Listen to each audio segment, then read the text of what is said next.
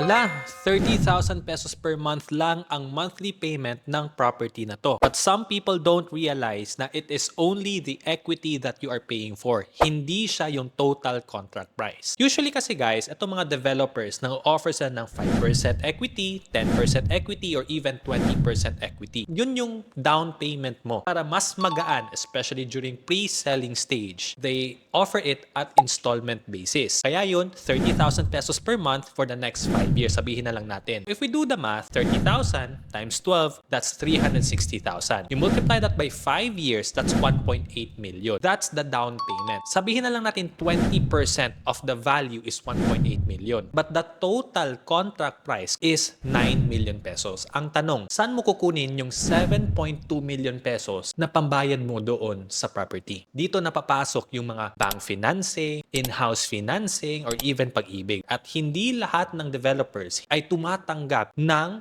pag-ibig. But most will accept bank financing. Mangutang ka ngayon sa bangko in order for you to pay it on a monthly basis doon sa bank at saka yung bank na ang magbabayad doon sa developer. That's how it works. But most people don't realize na yun yung sistema. Mabibigla na lang sila after 5 years. Hala, kailangan ko pala bayaran ang 7.2 million upfront. So kaya minsan, medyo pangit yung ating perception towards real estate investment kasi feeling natin yung 30,000 pesos per month na binayaran mo for 5 years, yun yung total na binayaran mo. Hindi. Baka hindi mo naintindihan from the start, baka hindi ka na-educate ng real estate agent mo, or baka wala ka lang talagang alam, ang nakita mo lang is yung 30,000 pesos per month. If ever you're going to buy a property, you have to make sure na 6 months to 1 year before the turnover period, meron ka na dapang ready na funds na bayaran mo upfront na cash, or meron ka ng papers or support from the bank through a bank guarantee na sila yung magbabayad doon sa developer at ikaw na ngayon ang magbabayad doon sa bank